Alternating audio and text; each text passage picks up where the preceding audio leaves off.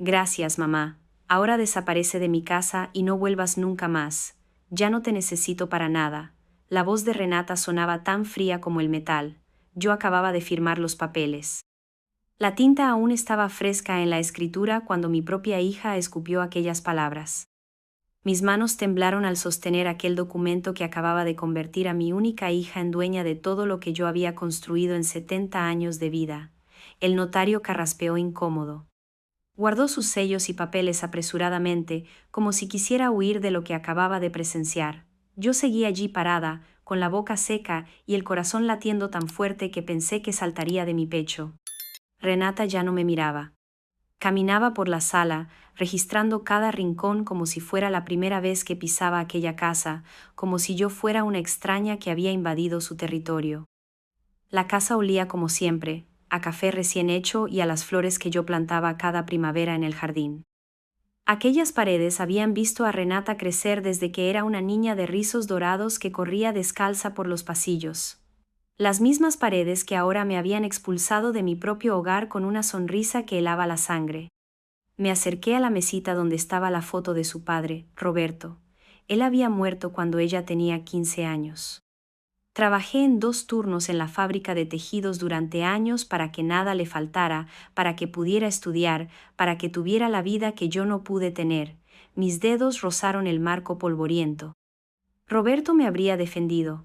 Roberto habría puesto a Renata en su debido lugar. Renata se volvió hacia mí con los brazos cruzados. Sus ojos verdes, los mismos que heredó de su padre, me miraban con un desprecio que me atravesó como una bala. Ella tenía 38 años y acababa de demostrarme que todo el amor que le di durante décadas no había servido para nada. La cocina, donde preparé miles de comidas para ella, ahora era de ella. El jardín donde le enseñé a plantar tomates, ahora era de ella. El cuarto donde la cuidé cuando tuvo varicela a los 7 años, ahora era de ella. Todo era de ella y yo era una intrusa en mi propia vida. Tomé mi bolso del sofá, ese sofá que compré con mis ahorros hace 20 años. Cuando Renata trajo a su primer novio a casa, recordé cómo me había sentado allí con ella para hablar sobre la vida, el amor, los sueños. Ahora ese mismo sofá era testigo de mi humillación. Caminé hacia la puerta lentamente. Cada paso resonaba en el piso de madera que Roberto y yo habíamos instalado con nuestras propias manos. Renata me siguió, pero no para despedirse. Me siguió para asegurarse de que realmente me fuera, como si yo fuera un perro callejero que acababa de ser expulsado a puntapiés. Puse la mano en la manija de la puerta principal, la misma puerta por la que yo había entrado miles de veces, cargando bolsas del mercado, medicamentos cuando Renata estaba enferma, regalos de cumpleaños que compraba con el dinero que quedaba después de pagar todas sus necesidades. Me giré una última vez. Renata estaba parada en el umbral de la cocina, con los brazos cruzados, esperando que desapareciera de su vista. En su rostro no había una pizca de arrepentimiento, ni una sombra de la niña que me decía que me amaba todas las noches antes de dormir. Salí a la calle y escuché cuando cerró la puerta con llave detrás de mí. El sonido del cerrojo fue como una lápida cayendo sobre una tumba. Mi tumba, la tumba de 70 años de sacrificios, de noches sin dormir, de comidas que yo no probaba para que ella pudiera comer mejor. El sol de la tarde me daba en la cara, pero yo sentía frío, un frío que nacía desde dentro y me congelaba hasta los huesos. Caminé por la acera de mi barrio, el barrio donde había vivido toda mi vida adulta, y me sentí como un fantasma. Los vecinos me saludaban desde sus jardines, sin saber que yo ya no pertenecía a aquel lugar, que mi propia hija me había arrancado de raíz como una mala hierba. Doña Carmela me vio desde su ventana y me hizo señas para que me acercara. Ella no sabía lo que acababa de suceder. No sabía que la mujer que caminaba por la calle ya no tenía hogar, que la mujer a la que había conocido durante 30 años acababa de convertirse en una sin techo por culpa de su propia sangre. Seguí caminando sin rumbo fijo. Mis pies me llevaron al parque a donde solía llevar a Renata cuando era pequeña. Los columpios aún estaban allí, oxidados por el tiempo, pero allí estaban. Me senté en el banco donde tantas tardes observé a mi hija jugar con otras niñas, donde la consolé cuando se cayó y se raspó las rodillas, donde le prometí que siempre estaría allí para ella. El viento movía las hojas de los árboles con un sonido que me recordaba susurros, como si las plantas me estuvieran contando secretos que yo no quería escuchar, como si me estuvieran diciendo que había sido una tonta por confiar en mi propia hija, por entregarle todo sin guardar nada para mí. Una madre joven empujaba a su bebé en el columpio que antes usaba Renata. La escena me dolió tanto que tuve que apartar la mirada. Esa madre no sabía que un día ese bebé inocente podría transformarse en un monstruo, que podría mirarla con desprecio y expulsarla de su vida como si fuera basura. La oscuridad empezó a caer sobre el parque. Las luces se encendieron automáticamente y yo seguía allí sentada sin saber a dónde ir. Por primera vez en 70 años no tenía un lugar al que llamar hogar. No tenía una cama esperándome. No tenía una cocina donde preparar mi cena. El frío de la noche me penetraba hasta los huesos. Mis piernas ya no aguantaban más estar sentada en aquel banco del parque. Me levanté despacio, sintiendo cada uno de mis 70 años pesando sobre mis hombros como una carga de piedras. Tenía que encontrar un lugar para pasar la noche, pero mi mente seguía en blanco. Caminé hacia la terminal de autobuses. Era el único lugar que yo conocía que permanecía abierto toda la noche. Las personas sin hogar se refugiaban allí cuando no tenían otro lugar. Ahora yo era una de ellas, una mujer en la calle expulsada de su propia casa por la persona que más amaba en el mundo. Mientras caminaba, los recuerdos me asaltaron sin piedad. Renata tenía 5 años cuando me despertó en medio de la noche llorando porque había tenido una pesadilla. La tomé en mis brazos y la llevé a mi cama. Durmió abrazada a mí toda la noche con su carita pegada a mi pecho y sus deditos agarrados a mi camisón. Mamita, ¿prometes que nunca me vas a dejar sola? Ella había susurrado eso aquella noche con los ojos aún húmedos de lágrimas. Le acaricié el cabello y le prometí que siempre estaría allí para protegerla, que nadie en el mundo la amaría más que yo. Qué ironía tan cruel. Ahora era ella la que me había dejado sola. Llegué a la terminal y me senté en uno de los bancos de metal. El lugar olía a orina y miseria humana. Había 2 hombres durmiendo en el suelo, envueltos en cartones y trapos sucios. Una mujer joven, con un bebé en brazos, pedía limosna a los pocos pasajeros que esperaban el último autobús de la noche. Abracé mi bolso como si fuera un salvavidas. Dentro llevaba mi documento de identidad, unos pocos billetes arrugados y una foto antigua de Renata en su graduación universitaria. Esa foto que antes me llenaba de orgullo ahora me quemaba las manos. El guardia de seguridad se acercó a mí con desconfianza. Era un hombre joven, con uniforme mal planchado y expresión áspera. Me miró de arriba abajo, como si yo fuera una criminal. Señora, esto no es una posada. Si no va a tomar ningún autobús, no puede quedarse aquí. Le expliqué mi situación con la voz entrecortada. Le dije que no tenía a dónde ir, que mi hija me había expulsado de casa. El hombre me escuchó con cara de fastidio, como si hubiera oído esa historia 1000 veces antes. Mire, abuela, yo no hago las reglas. Hay un albergue para personas sin hogar a unas cuadras de aquí. Vaya allí si necesita un techo. Mujer de la calle. Esa palabra me golpeó como una bofetada. Yo, que había trabajado toda mi vida, que había criado a una hija, que había sido una mujer respetable, ahora era una mujer de la calle, una mendiga sin hogar ni familia. Salí de la terminal arrastrando los pies. Las calles estaban desiertas y mal iluminadas. Cada sombra me parecía una amenaza, cada ruido me hacía sobresaltar. A mi edad, caminar sola por la ciudad de madrugada era peligroso, pero no tenía alternativa. Encontré el albergue después de caminar 20 minutos. Era un edificio viejo y descascarado, con una puerta de metal oxidada. Había una fila de personas esperando para entrar. Hombres sucios que olían alcohol, mujeres macilentas que hablaban solas, niños descalzos que se aferraban a las faldas de sus madres. Me puse al final de la fila, sintiéndome fuera de lugar. Yo no pertenecía allí, yo tenía una casa, una vida, una hija que supuestamente me amaba, pero la realidad era cruel e implacable. Ahora yo era igual que todos esos desdichados que hacían fila para conseguir un colchón sucio donde pasar la noche. La mujer que estaba delante de mí se volvió y me sonrió con lo que le quedaba de dientes. Su rostro estaba marcado por años de sufrimiento y abandono. ¿Primera vez aquí, abuela? Se te nota en la cara. Aún tienes esa expresión de sorpresa que todos tenemos al principio. Asentí sin poder hablar. La garganta se me había cerrado y las lágrimas amenazaban con salir otra vez. La mujer puso una mano arrugada en mi hombro. No te preocupes, una se acostumbra. Al principio duele mucho, pero luego el corazón se vuelve duro como una piedra. Es la única manera de sobrevivir cuando los hijos traicionan a una. Sus palabras me tocaron profundamente, porque reconocía en sus ojos el mismo dolor que yo sentía, el dolor de una madre abandonada por sus propios hijos, el dolor de haberlo dado todo a cambio de nada. La fila avanzó lentamente. Cuando llegó mi turno, una monja gordita me pidió mis datos personales. Escribió mi nombre en un cuaderno gastado. Ligia Medeiros, 70 años, sin domicilio fijo. Sin domicilio fijo. Esas 3 palabras resumían en qué se había transformado mi vida en una sola tarde.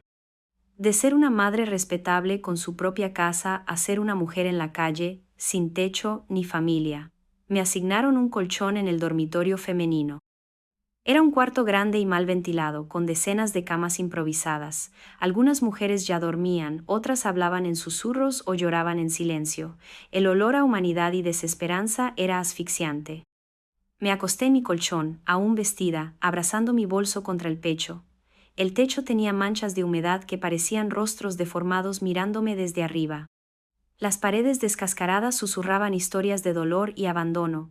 Cerré los ojos intentando dormir, pero mi mente no paraba de girar. Pensaba en Renata durmiendo cómodamente en su nueva casa, mi casa. Pensaba en cómo ella habría celebrado su victoria después de deshacerse de mí. Pensaba en todos los años que desperdicié creyendo que el amor de madre era indestructible. Una gota de agua del techo me caía en la frente cada pocos minutos. Ploc, ploc, ploc. El sonido se volvió hipnótico en medio del silencio pesado del albergue. A mi lado, una mujer tosía sin parar con una tos que me recordaba a mi madre antes de morir. Del otro lado, alguien sollozaba bajito, como si no quisiera molestar ni siquiera con su dolor. Me senté en el colchón y miré hacia arriba a la ventana sucia que daba a la calle. Las luces de los postes creaban sombras alargadas que se movían como fantasmas. Pensé en mi cama, en mis sábanas limpias que olían a suavizante. Pensé en mi almohada moldeada perfectamente por años de uso. Todo eso ahora era de Renata. Una voz áspera me sacó de mis pensamientos. Era la mujer sin dientes que había conocido en la fila. No puedes dormir, ¿verdad? El primer día es el peor. Luego una aprende a apagar los sentimientos como si fueran una luz. Me senté al borde del colchón. Necesitaba hablar con alguien o me iba a volver loca. Mi hija me echó de casa después de que firmé la escritura. No lo esperaba. La mujer soltó una risa amarga que sonó más como un ladrido que como una risa. Claro que no lo esperabas. Una nunca espera la puñalada por la espalda, y menos cuando viene de los propios hijos. Yo tampoco lo esperaba cuando mi hijo me internó en un asilo y se quedó con mi pensión. Sus palabras me helaron la sangre. Había más mujeres como yo, madres traicionadas por los hijos que habían criado con amor y sacrificio. ¿Hace cuánto estás aquí? 3 años. Mi hijo me visita de vez en cuando para hacerse el buenito, pero nunca me saca de este infierno.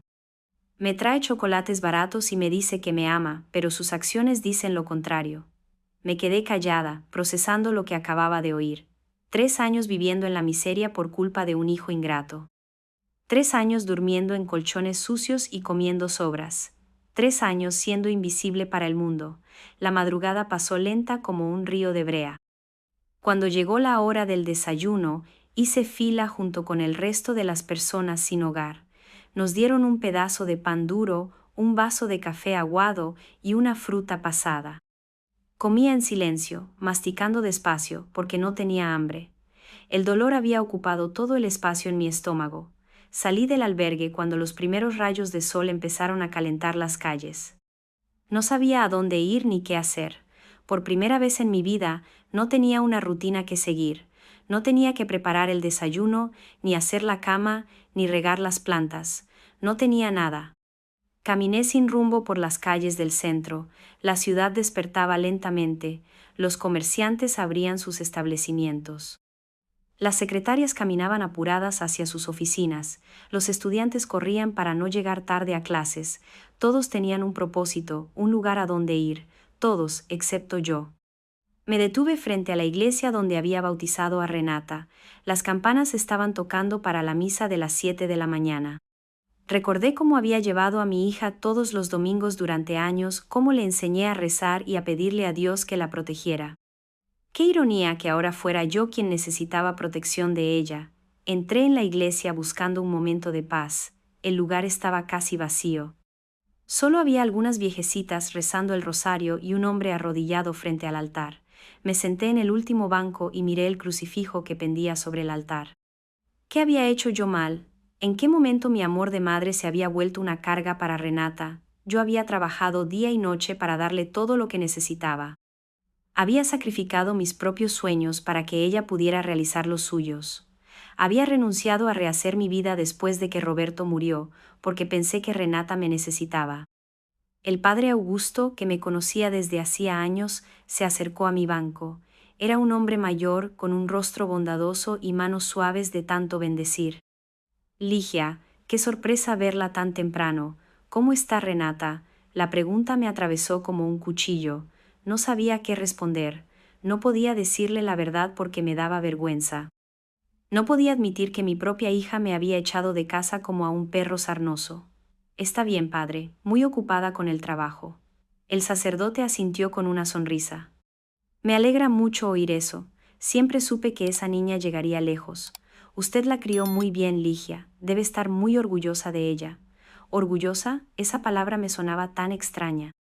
Yo había estado orgullosa de Renata toda mi vida, orgullosa de sus notas, de su graduación, de su trabajo, de su independencia, pero ahora solo sentía dolor y traición. Sí, padre, muy orgullosa. Mentí para no explicar la verdad. El padre Augusto me bendijo y se alejó para atender a otros fieles. Yo seguí allí sentada, sintiéndome como una impostora, como si no tuviera derecho a estar en la casa de Dios después de haber fracasado tan estrepitosamente como madre. Salí de la iglesia cuando la misa terminó. El sol ya estaba alto y hacía calor. Mi ropa empezaba a oler mal porque la había usado toda la noche. Mi cabello estaba grasoso y despeinado. Mi rostro mostraba el cansancio y la tristeza que yo cargaba por dentro. Pasé frente a un espejo en la vitrina de una tienda y no me reconocí. La mujer que me devolvía la mirada parecía una mendiga. Tenía los ojos hinchados de llorar, las mejillas hundidas por el dolor y una expresión de derrota que me asustó. Eso era lo que quedaba de Ligia Medeiros. Eso era lo que quedaba de la mujer que había luchado toda su vida para salir adelante. Eso era lo que quedaba de la madre que lo había dado todo por su hija. Seguí caminando por las calles como una sonámbula. Me dolían los pies dentro de los zapatos que no estaban hechos para caminar tanto.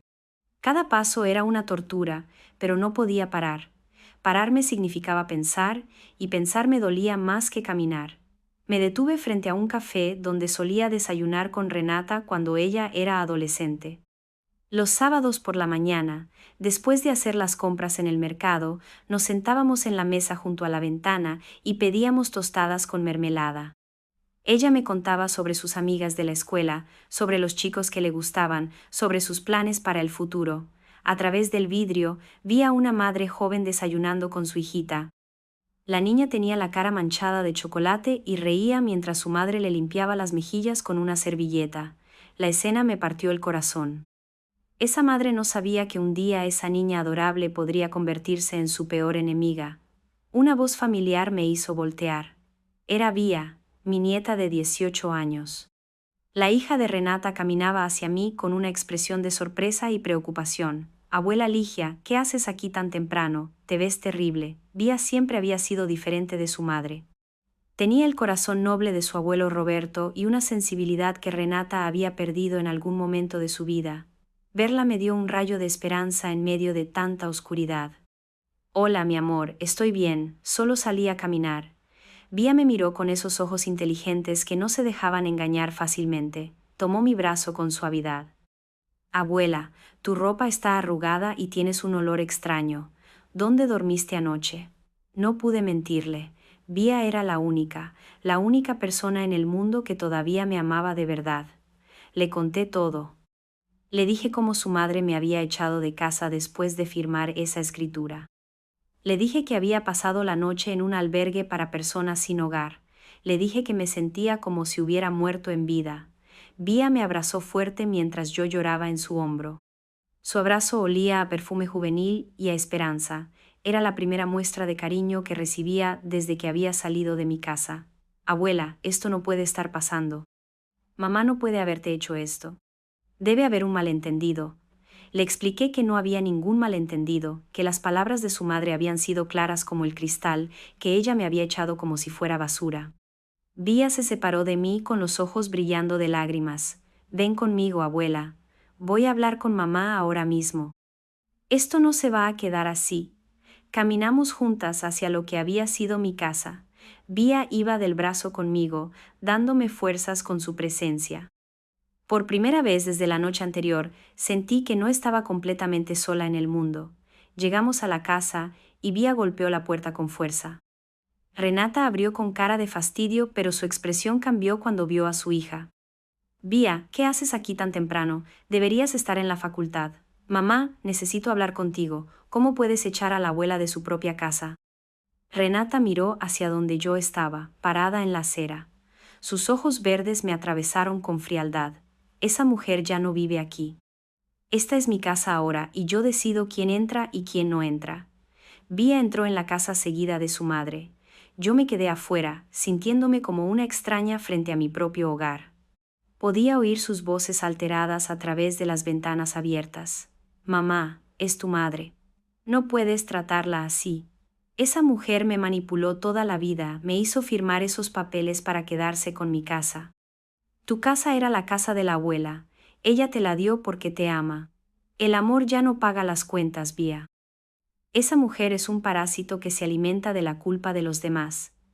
Las palabras de Renata me golpearon como martillazos. Parásito, manipuladora. Así veía a su propia madre, así justificaba su crueldad. Vía salió de la casa con el rostro rojo de indignación. Tenía lágrimas en los ojos y las manos temblorosas. Abuela, mamá está enferma, no puede pensar con claridad. Dice que tú le diste muchos problemas y que ya no te soporta. ¿Problemas? ¿Qué problemas le había dado yo a Renata? ¿Trabajar como una mula para mantenerla? ¿Cuidarla cuando estaba enferma? ¿Apoyarla en todos sus proyectos? ¿Renunciar a mi propia felicidad para que ella fuera feliz? No te preocupes, mi amor. Tu madre tiene derecho a vivir la vida como quiera. Vía tomó mis manos con desesperación. Abuela, no puedes vivir en la calle, ven a vivir conmigo. Tengo un apartamentito cerca de la facultad. La generosidad de Vía me conmovió hasta las lágrimas, pero yo no podía ser una carga para mi nieta. No, mi amor, tú tienes que estudiar y hacer tu vida, no puedes cargar con una vieja como yo. Tú no eres una carga, abuela. Eres mi familia, la única familia de verdad que tengo. Sus palabras me dieron fuerzas que yo no sabía que tenía. Vía me amaba de verdad. Vía no me veía como un estorbo ni una manipuladora. Vía me veía como lo que realmente era, su abuela, a la que había cuidado y amado desde que nació. Acepté su oferta porque no tenía otra opción. Subimos a su coche, un modelo antiguo pero limpio que había comprado con sus ahorros de trabajar los fines de semana. Mientras nos alejábamos de mi antigua casa, miré por el retrovisor una última vez. Renata estaba de pie en la ventana de la sala, observándonos irnos. En su rostro no había tristeza ni arrepentimiento, solo satisfacción, la satisfacción de haberse librado del problema que su madre representaba. El apartamento de Vía era pequeño, pero acogedor. Tenía una sala, una cocina diminuta, un baño y un dormitorio. Todo estaba ordenado y limpio, con toques juveniles que daban vida al espacio. Abuela, puedes dormir en mi cama y yo dormiré en el sofá. No, mi amor, yo dormiré en el sofá. No te voy a sacar de tu propia cama. Vía insistió, pero yo fui firme. Ya había causado suficientes problemas. No iba a quitarle la cama a mi nieta. Me senté en el sofá y miré alrededor. Las paredes estaban llenas de fotos de Vía en diferentes etapas de su vida. En muchas de ellas yo aparecía. Vi a bebé en mis brazos, vi a niña corriendo en el jardín de mi casa, vi a adolescente soplando las velas de su cumpleaños mientras yo la abrazaba. En ninguna foto Renata aparecía conmigo, ahora entendía por qué. Vía preparó café en su pequeña cocina mientras yo permanecía sentada en el sofá, aún procesando todo lo que había sucedido. El aroma del café recién hecho me recordó las mañanas en mi casa, cuando yo preparaba el desayuno esperando que Renata bajara del cuarto, esas mañanas que ahora parecían de otra vida. Mi nieta se sentó a mi lado con 2 tazas humeantes. Sus manos jóvenes temblaban ligeramente cuando me entregó la mía. Abuela, dime la verdad, ¿qué pasó realmente con mamá? Esto no puede haber empezado de la nada. Tomé un sorbo del café amargo y cerré los ojos. Los recuerdos comenzaron a fluir como una cascada dolorosa. Durante años yo había guardado silencio sobre el comportamiento de Renata, intentando proteger la imagen que Vía tenía de su madre. Tu madre cambió después de que se casó con tu padre, cuando él la dejó y tú tenías 5 años. Se volvió más fría conmigo, como si yo fuera culpable de todos sus fracasos. Vía escuchaba en silencio, con esa madurez que siempre había tenido a pesar de su juventud. Empezó a criticar todo lo que yo hacía, que cocinaba mal, que limpiaba mal, que la avergonzaba frente a sus amigas. Cuando tú estabas presente, se comportaba diferente, pero cuando quedábamos solas, me trataba como si yo fuera su empleada. Las palabras salían de mi boca como veneno guardado demasiado tiempo. Vía me tomó la mano, dándome fuerzas para continuar. El año pasado me pidió poner la casa a su nombre porque tenía problemas financieros. Me dijo que era solo un papel, que yo seguiría viviendo allí hasta morir, que solo necesitaba garantías para conseguir un préstamo. Pero eso era mentira, ¿verdad, abuela? Sí, mi amor, era mentira. Ella había planeado esto desde hace mucho, esperó el momento perfecto para deshacerse de mí. Vía se levantó y empezó a caminar de un lado a otro de la pequeña sala. Su indignación era palpable en cada uno de sus movimientos. Abuela, esto no se va a quedar así. Buscaremos un abogado, recuperaremos tu casa. La determinación en la voz de Vía me conmovía, pero también me asustaba. No quería que mi nieta se enfrentara con su madre por mi culpa, no, mi amor. No quiero que tengas problemas con tu madre, ella es lo único que tienes. No, tú eres lo único que yo tengo. Mamá nunca estuvo realmente presente en mi vida. Siempre trabajando, siempre ocupada, siempre con excusas para no pasar tiempo conmigo. Tú fuiste quien me crió, quien me consoló cuando lloraba, quien me ayudó con las tareas. Las lágrimas corrían por las mejillas de Vía mientras hablaba, verla así me partía el corazón. Cuando papá se fue, mamá me llevó a vivir contigo porque no sabía cómo cuidarme sola. Durante años tú fuiste mi verdadera madre mientras ella reconstruía su vida, y ahora te hace esto a ti. Me levanté del sofá y abracé a Vía. Su dolor era tan profundo como el mío. Las dos habíamos sido abandonadas por Renata de diferentes maneras. Calma, mi amor, todo va a estar bien, somos fuertes, tú y yo. Vía se separó de mí y me miró con una determinación que me recordó a Roberto cuando tomaba decisiones importantes. Abuela, vamos a luchar. No me importa lo que cueste ni cuánto tiempo lleve. Vamos a recuperar lo que es tuyo. Esa tarde, Vía me llevó al centro de la ciudad para buscar ayuda legal. Entramos en un bufete de abogados que yo había visto anunciado en el periódico. La recepcionista nos hizo esperar en una sala pequeña, llena de libros de leyes que me intimidaron. El abogado que nos atendió se llamaba Dr. Ricardo Silva. Era un hombre de mediana edad, de aspecto serio pero amable. Escuchó mi historia sin interrumpir, tomando notas en un cuaderno amarillo. Doña Ligia, lamentablemente, casos como el suyo son más comunes de lo que la gente piensa. Hijos que se aprovechan de la confianza de sus padres para quedarse con sus propiedades. Sus palabras me dolieron porque confirmaban que yo no era la única madre traicionada por sus hijos. ¿Hay algo que podamos hacer?, preguntó Vía con ansiedad. Depende de los términos de la transferencia. Si podemos demostrar que hubo engaño o manipulación, podríamos impugnar la escritura, pero necesito revisar todos los documentos. Le expliqué que no tenía copias de los papeles porque Renata se había quedado con todo. El abogado asintió con comprensión. No se preocupe, podemos solicitar copias en el registro de la propiedad. También vamos a necesitar testigos que puedan confirmar las circunstancias de la transferencia. Salimos del despacho con una mezcla de esperanza y miedo. Vía estaba emocionada con la posibilidad de recuperar mi casa, pero yo tenía mis dudas. Conocía a Renata mejor que nadie. Ella no se iba a quedar de brazos cruzados. Aquella noche, mientras Vía estudiaba para sus exámenes, yo me quedé despierta en el sofá, pensando en todo lo que había sucedido. por primera vez en mucho tiempo sentí algo parecido a la esperanza creciendo en mi pecho. Me levanté y busqué papel y lápiz en la mesa de Vía. Necesitaba escribir lo que sentía. Necesitaba poner en palabras el dolor y la rabia que cargaba dentro. Merezco más que esto, escribí con letra temblorosa. Esas 4 palabras me liberaron de algo que yo no sabía que estaba cargando. Durante años había aceptado el maltrato de Renata porque pensé que era lo que merecía. Pensé que como madre tenía que aguantar todo sin quejarme, pero no era verdad. Yo merecía respeto, merecía amor, merecía un lugar digno donde vivir mis últimos años. Seguí escribiendo en aquella hoja de papel. Escribí sobre el dolor de la traición, sobre la soledad de sentirme abandonada por la persona a la que más había amado. Escribí sobre la vergüenza de haber sido tan ingenua. Escribí sobre la rabia que empezaba a reemplazar la tristeza. No necesito permiso para empezar de nuevo. Esa frase me sorprendió. Empezar de nuevo a los 70 años era posible. Tenía fuerzas para reconstruir mi vida desde cero.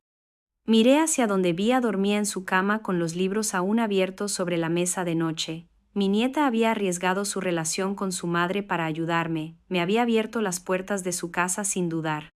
Me había demostrado que aún había amor verdadero en mi vida. Por ella y por mí yo tenía que luchar.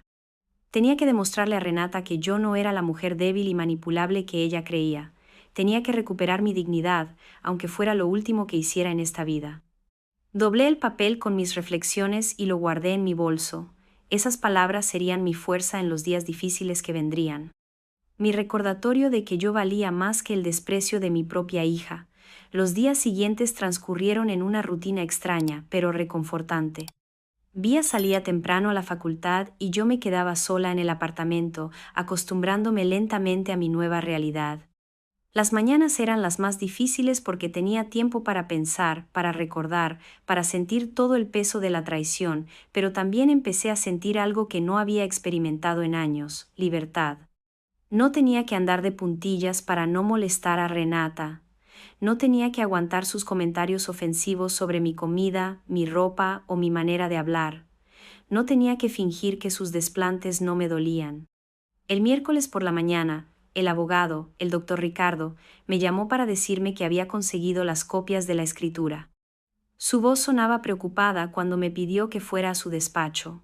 Doña Ligia, necesito que venga lo antes posible. Hay algo importante que debo mostrarle. Vía faltó a clases para acompañarme.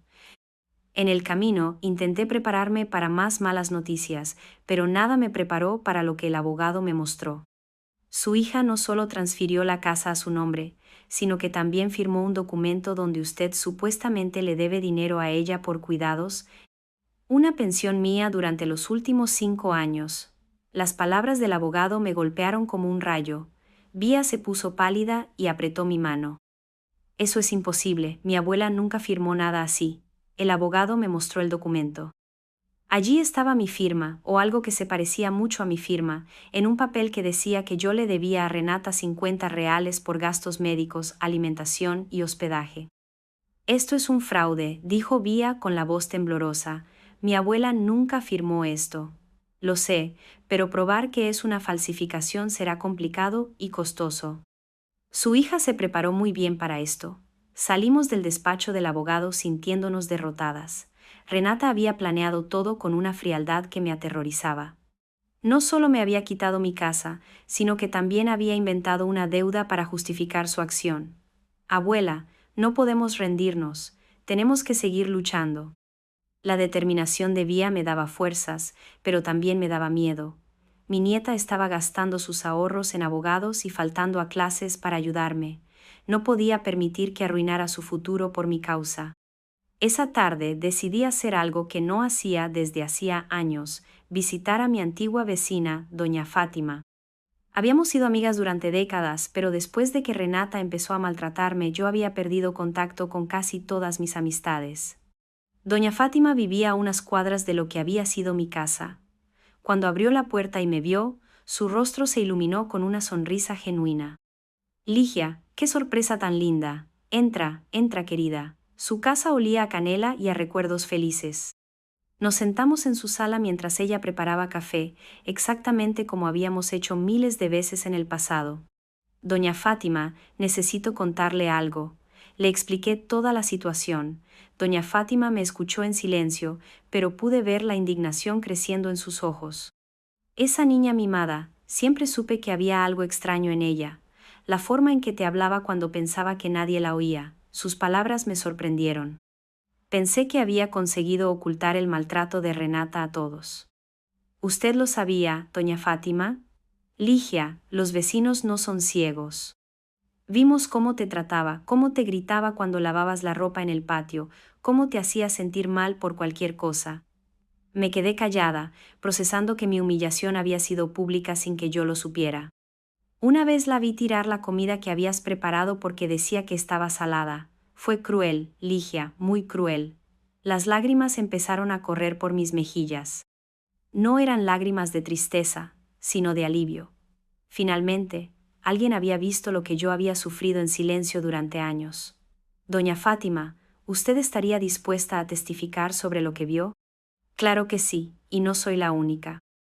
Varios vecinos comentaron el maltrato, todos estábamos preocupados por ti. Salí de la casa de doña Fátima con una sensación nueva, yo no estaba sola. Había gente que había percibido mi sufrimiento y que estaba dispuesta a ayudarme. Esa noche llamé al abogado, el doctor Ricardo, para contarle sobre los posibles testigos. Su voz sonó más animada cuando me dijo que eso podía cambiar las cosas. Doña Ligia, si podemos demostrar un patrón de maltrato psicológico, podríamos argumentar que la transferencia se hizo bajo coacción. Por primera vez en días, sentí algo parecido a la esperanza. Vía llegó esa noche con una bolsa de comida china y una sonrisa que intentaba ocultar su preocupación. Abuela, tengo noticias. Hablé con mis compañeros de la Facultad de Derecho y me dijeron que hay organizaciones que ayudan a personas mayores víctimas de abuso familiar. Cenamos en silencio, cada una perdida en sus pensamientos. Vía estudiaba mientras yo escribía en mi cuaderno improvisado. Las palabras fluían de mi lápiz como si hubieran esperado años para salir. Se acerca el día en que dejarán de subestimarme. Escribí esa frase y la subrayé varias veces. Era una promesa para mí misma, una declaración de guerra contra la resignación que había dominado mi vida por tanto tiempo. Me levanté y me acerqué a la ventana del apartamento. Desde allí podía ver las luces de la ciudad, miles de personas viviendo sus vidas, librando sus propias batallas. Yo era una más en esa multitud, pero por primera vez en mucho tiempo no me sentía invisible. Vía se acercó y se quedó a mi lado. Abuela, ¿en qué estás pensando?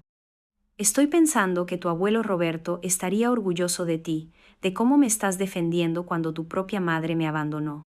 Vía me abrazó y su abrazo olía a juventud y determinación. Él también estaría orgulloso de ti, abuela, por no rendirte, por seguir luchando. Esa noche dormí mejor que en los días anteriores. Soñé con Roberto en los primeros años de nuestro matrimonio cuando éramos pobres pero felices. Soñé con Renata niña antes de que la vida la volviera tan dura. Soñé con una versión de mí misma que nunca había conocido, una mujer fuerte que no se dejaba pisar por nadie. Al despertar, supe que algo había cambiado dentro de mí. La víctima silenciosa estaba muriendo lentamente, sustituida por una mujer que había decidido recuperar su dignidad, no importara el costo. Tomé mi cuaderno y escribí una última frase antes de levantarme. No vine a vengarme, vine a recuperar lo que me pertenece. Esas palabras resonaron en mi cabeza mientras preparaba el desayuno. Yo no buscaba herir a Renata, solo quería recuperar mi lugar en el mundo, mi derecho a ser tratada con respeto, mi casa que había sido construida con el sudor de Roberto y el mío. La lucha apenas comenzaba, pero por primera vez sentí que tenía posibilidades de ganar. El viernes por la mañana, Vía y yo fuimos a la oficina de defensa del anciano que le habían recomendado en la facultad. Era un lugar modesto, pero lleno de carteles con información sobre derechos y protección legal. La trabajadora social que nos atendió se llamaba la doctora Juliana Costa, una mujer de unos 40 años con mirada compasiva pero firme. Doña Ligia, su caso no es único, recibimos denuncias similares casi todos los días. El abuso financiero contra personas mayores por parte de familiares es más común de lo que la gente imagina. Sus palabras me tranquilizaron porque confirmaban que yo no estaba loca que lo que me había sucedido tenía nombre y apellido: abuso familiar.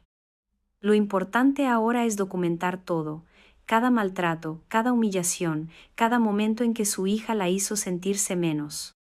Todo eso servirá para construir nuestro caso. La doctora Juliana me entregó algunos formularios para llenar con preguntas sobre mi relación con Renata, sobre los incidentes de maltrato, sobre mi situación económica antes y después de la transferencia. Mientras llenaba los papeles, los recuerdos se agolparon en mi mente como una avalancha dolorosa. Recordé la vez en que Renata me gritó delante de Vía porque había quemado el arroz. Recordé cuando me prohibió usar su baño porque decía que yo lo ensuciaba. Recordé las noches en que lloré en silencio después de sus desplantes. Abuela, ¿estás bien? Vía notó que me temblaban las manos mientras escribía. Sí, mi amor, solo estoy recordando cosas que preferiría olvidar. La doctora Juliana revisó mis respuestas con expresión seria. De vez en cuando asentía o hacía anotaciones en los márgenes. Doña Ligia, con esta información y los testimonios de los vecinos que usted mencionó, podemos iniciar un proceso legal. No le voy a mentir, será difícil y llevará tiempo, pero usted tiene posibilidades reales de recuperar al menos parte de su patrimonio. Salimos de la oficina con una mezcla de esperanza y agotamiento emocional. Vía me tomó del brazo mientras caminábamos hacia la parada del autobús. Abuela, estoy muy orgullosa de ti. Sé que esto es difícil, pero estás siendo muy valiente. Sus palabras me llenaron de una calidez que no sentía desde hacía mucho tiempo. Mi nieta me veía como una mujer valiente, no como la víctima patética en la que yo me había convertido. Más tarde, mientras Vía estaba en la facultad, decidí hacer algo que no hacía desde hacía años: salir a caminar por el parque donde solía llevar a Renata cuando era niña. Necesitaba encontrarme conmigo misma, con la mujer que yo había sido, antes de que el maltrato me hiciera tan pequeña. El parque estaba lleno de madres jóvenes con sus hijos. Los columpios rechinaban con el mismo sonido de siempre, los niños gritaban de alegría mientras corrían entre los árboles, todo seguía igual, pero yo había cambiado. Me senté en el mismo banco donde había pasado la primera noche después de que Renata me echó. Parecía que habían pasado años desde aquella noche, pero solo habían sido 2 semanas. En ese tiempo, había descubierto que tenía una fuerza que no sabía que poseía. Una mujer se sentó a mi lado. Debía tener unos 60 años y llevaba un vestido floreado que me recordó mi juventud. Disculpe, ¿usted no es Ligia Medeiros? Miré sorprendida, no la reconocía. Sí, soy yo. Soy Joana. Joana Guedes, trabajé en la fábrica de tejidos con usted hace muchos años. Los recuerdos de la fábrica vinieron a mi mente como un río caudaloso, aquellos años duros pero llenos de propósito, cuando cada día de trabajo significaba un día más cerca de darle un futuro mejor a Renata. Joana, qué gusto verte después de tantos años. Ligia, siempre la admiré mucho, usted era un ejemplo para todas nosotras. Una mujer que nunca se rendía, que siempre encontraba la manera de salir adelante. Sus palabras me golpearon como un rayo de luz en la oscuridad. Yo había olvidado quién era antes de que Renata me hiciera sentir inútil e invisible. ¿Cómo está su hija? Recuerdo que era una niña muy inteligente. La pregunta me dolió, pero decidí ser honesta. Renata me echó de casa después de que le transferí la escritura. Ahora vivo con mi nieta. Joana me miró con horror y compasión. No puede ser, después de todo lo que usted sacrificó por esa niña. Así es la vida, Joana. A veces los hijos no valoran lo que una hace por ellos. No diga eso, Ligia. Usted fue una madre ejemplar. Si su hija no entiende eso, el problema es de ella, no suyo. Conversamos durante 1 hora sobre los viejos tiempos, sobre las compañeras de trabajo que habíamos conocido, sobre la fuerza que nos daba saber que trabajábamos por nuestros hijos. Cuando Joana se despidió, me dio un abrazo fuerte.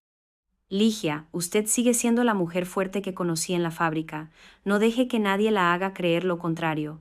Regresé al apartamento de Vía sintiéndome diferente. El encuentro con Joana me había recordado quién era yo realmente. Yo no era la mujer débil y manipulable que Renata había pintado. Era una luchadora que había superado la viudez, la pobreza y años de trabajo duro. Vía llegó esa noche con noticias emocionantes.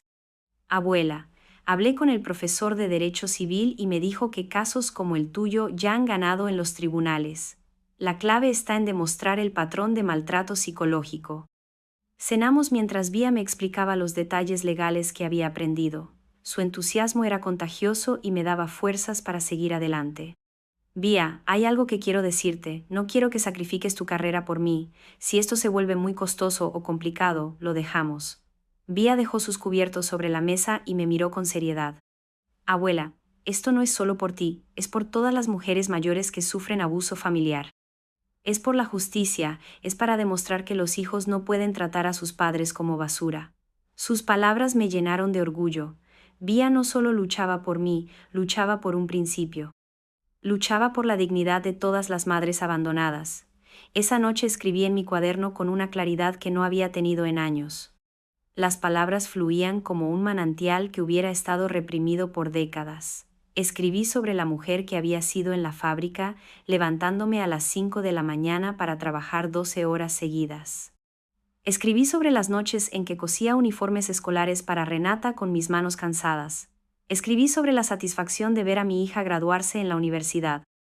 Escribí sobre la madre que merecía respeto, no desprecio, sobre la mujer que había construido una casa con su propio sudor y que tenía derecho a vivir en ella con dignidad.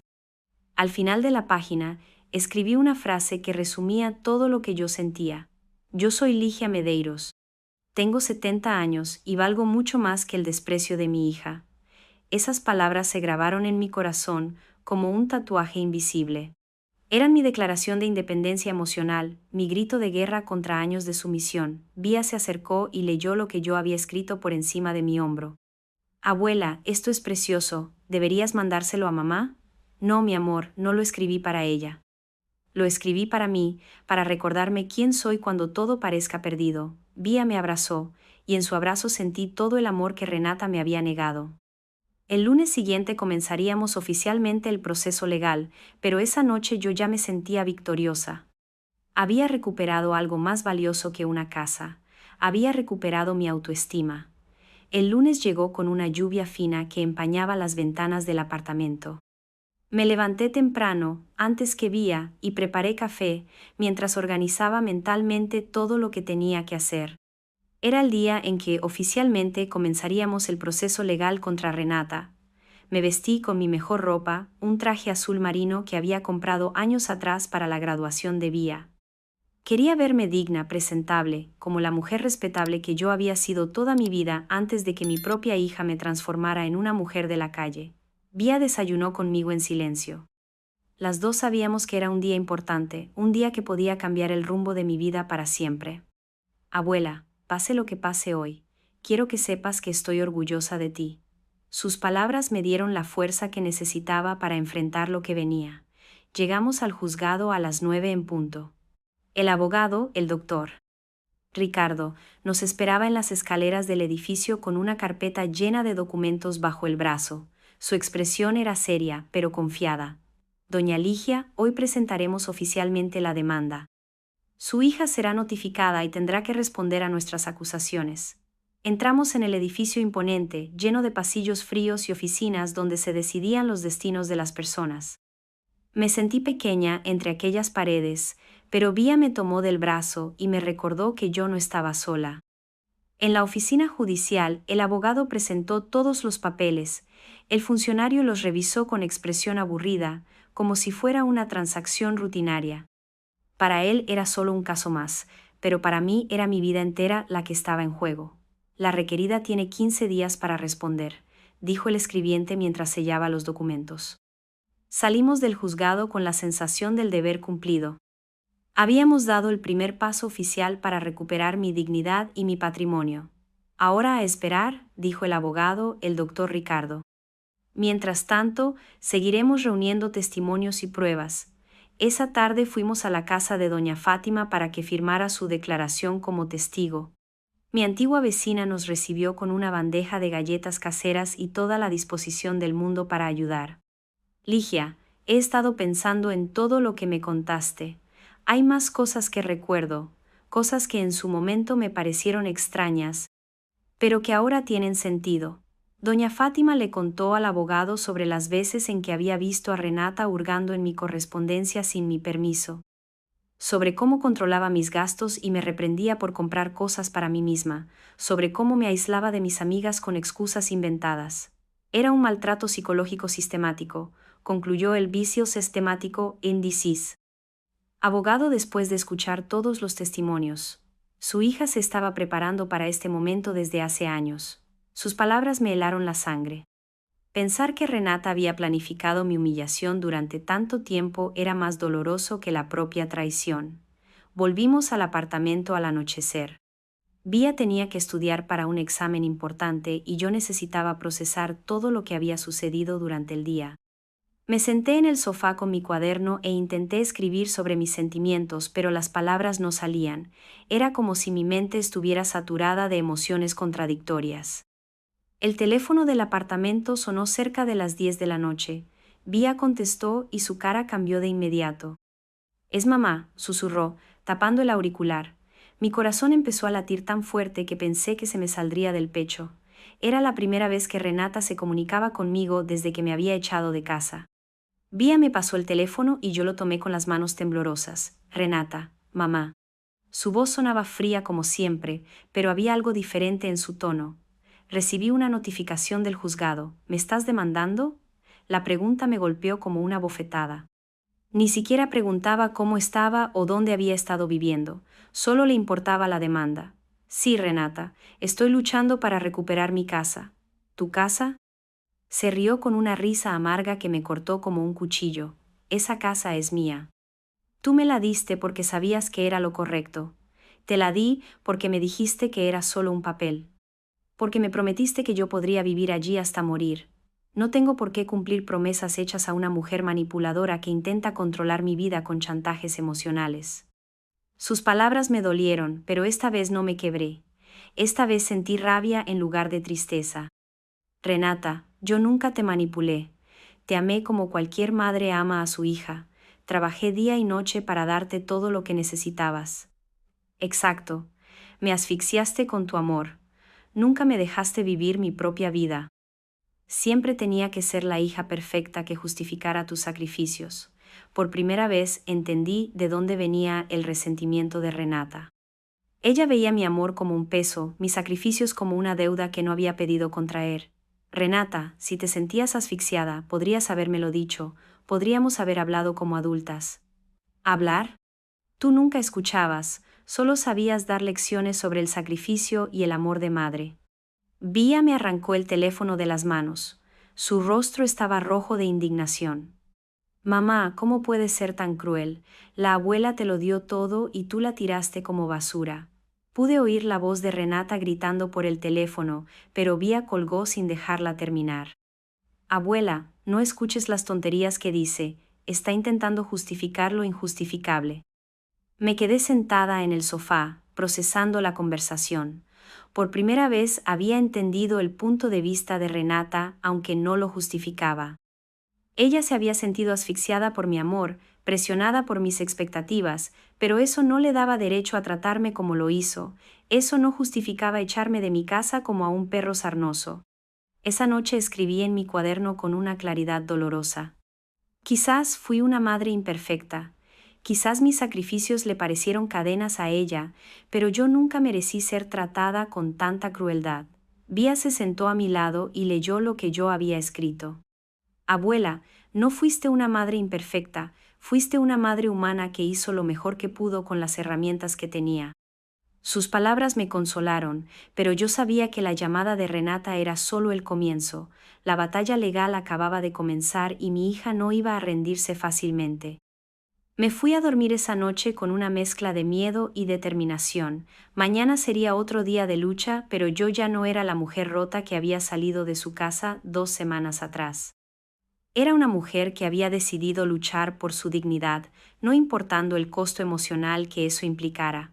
Los meses siguientes fueron un torbellino de audiencias, testimonios y noches de insomnio. Renata contrató a un abogado agresivo que intentó pintarme como una madre tóxica que había manipulado a su hija durante años. Cada sesión en el juzgado era una tortura emocional, donde mi vida entera era juzgada. Pero algo había cambiado en mí. Yo ya no era la mujer silenciosa que aguantaba humillaciones sin defenderse. Cada vez que el abogado de Renata intentaba intimidarme, yo respondía con la verdad clara y directa. Vía estaba siempre a mi lado, dándome fuerzas con su presencia. Doña Fátima no fue la única vecina que testificó a mi favor. Doña Carmela, el señor José de la esquina y hasta Joana Guedes fueron al juzgado a contar lo que habían visto durante años. Sus declaraciones pintaron un cuadro claro del maltrato psicológico que yo había sufrido. El momento más difícil llegó cuando Renata subió al estrado para defenderse. Estaba elegante como siempre, con un traje negro que la hacía parecer profesional y confiable. Habló con voz firme sobre cómo yo había sido una madre controladora que nunca la había dejado tomar sus propias decisiones. Mi madre siempre me hizo sentir culpable por vivir mi vida. Cada novio que tuve, cada empleo que conseguí, cada decisión que tomé, tenía que ser aprobada por ella. Sus palabras me dolieron porque había algo de verdad en ellas. Quizás yo había sido demasiado protectora, demasiado involucrada en su vida, pero eso no justificaba la crueldad con que me había tratado. Cuando llegó mi turno de hablar, me levanté con las piernas temblorosas, pero con la mente clara. Miré a Renata a los ojos por primera vez en meses. Es cierto que fui una madre imperfecta. Quizás cometí errores intentando protegerte demasiado, pero nunca merecí que me echaran de mi propia casa como si fuera basura. Nunca merecí que me quitaras todo lo que había construido en 70 años de vida. Mi voz falló cuando continué. Renata, si te sentías asfixiada por mi amor, podrías habérmelo dicho. Podríamos haber encontrado una manera de arreglar nuestra relación, pero elegiste el camino más cruel. Me despojaste de todo y me dejaste sin nada. Renata evitó mi mirada durante todo mi testimonio. Cuando terminé de hablar, vi lágrimas en los ojos de algunas personas en la sala, pero los ojos de mi hija permanecieron secos como piedras. El juez tardó 3 semanas en emitir su decisión. Fueron las 3 semanas más largas de mi vida. Vía y yo esperábamos en casa, intentando mantener la normalidad mientras nuestros nervios estaban en carne viva. El día del veredicto, llegamos al juzgado con el corazón en la garganta. El abogado, el doctor Ricardo, nos esperaba con una expresión que yo no conseguía descifrar. El juez leyó su decisión con voz monótona. Había determinado que, de hecho, existió un patrón de maltrato psicológico y que la transferencia de la casa se había hecho bajo coacción emocional. Sin embargo, como los papeles estaban legalmente en orden, no podía anular completamente la transferencia. La solución que propuso fue la división del patrimonio. Renata se quedaría con la casa, pero tendría que pagarme una compensación financiera equivalente al 50% del valor de la propiedad. Además, tendría que cubrir todas las costas legales del proceso. No era la victoria total que yo esperaba, pero tampoco era una derrota. Tenía dinero suficiente para comprar un apartamento pequeño y vivir con dignidad el resto de mis días. Renata salió del juzgado sin dirigirme la palabra. Su abogado se acercó al nuestro para discutir los detalles del pago. Vía me abrazó fuerte mientras las lágrimas corrían por nuestras mejillas. Lo lograste, abuela, le demostraste que no podía pisarte. 3 meses después, me mudé a un apartamento de 2 habitaciones en un barrio tranquilo. Era pequeño pero luminoso, con una cocina donde podía preparar mis comidas sin que nadie me criticara y una azotea jardín donde planté tomates y flores. Vía venía a visitarme todos los fines de semana. Cocinábamos juntas, hablábamos de sus estudios y de sus planes para el futuro. Nunca mencionábamos a Renata a menos que ella lo hiciera primero. Un día, Vía llegó con una noticia inesperada. Abuela, mamá quiere verte. Dice que quiere pedirte perdón. La noticia me tomó por sorpresa. Después de casi un año sin saber nada de Renata, de repente, ella quería disculparse. ¿Qué piensas, Vía? Creo que deberías escucharla, pero solo si tú quieres. No tienes ninguna obligación de perdonarla. Decidí encontrarme con Renata en un café neutral, lejos de los recuerdos dolorosos de mi antigua casa. Llegué puntual y la encontré esperándome en una mesa al fondo. Se veía más delgada, con ojeras que delataban noches de insomnio. Mamá, me dijo cuando me senté frente a ella. Gracias por venir. ¿Qué quieres, Renata? Quiero pedirte perdón. Sé que lo que hice estuvo mal. Sé que te herí de una manera horrible. Sus palabras sonaban sinceras, pero mi corazón se había vuelto cauteloso. ¿Por qué ahora? ¿Por qué después de todo este tiempo? Renata respiró hondo antes de responder, porque Vía no me habla desde hace meses. Porque me di cuenta de que perdí a las dos mujeres más importantes de mi vida por mi egoísmo y mi crueldad. Habló durante una hora sobre su terapia psicológica, sobre cómo había entendido que su resentimiento hacia mí venía de lugares muy profundos de su infancia, sobre cómo la muerte de su padre la había llenado de rabia que dirigió hacia mí. No espero que me perdones, mamá, solo.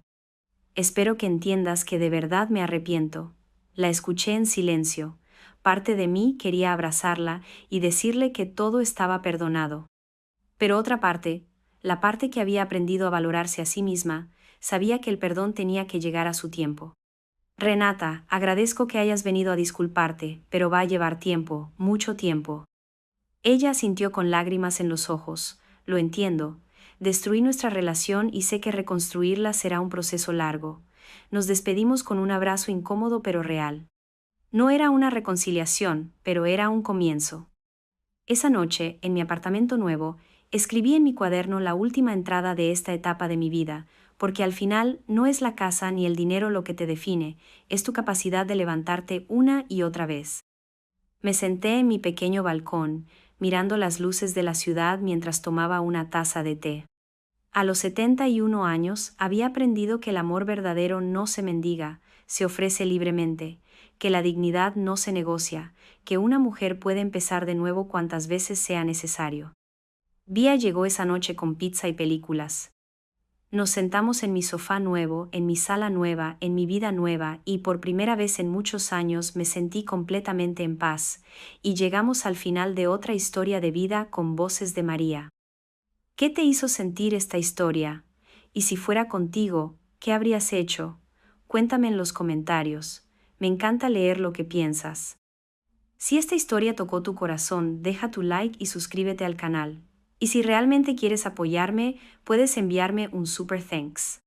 Esos gestos me ayudan mucho a seguir trayendo estas historias con mucho amor y cariño para ti. En la pantalla encontrarás otras dos historias sinceras y profundas que tocan el corazón y nos enseñan lecciones valiosas sobre la vida.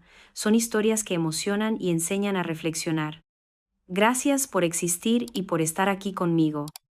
Te espero en la próxima historia de vida.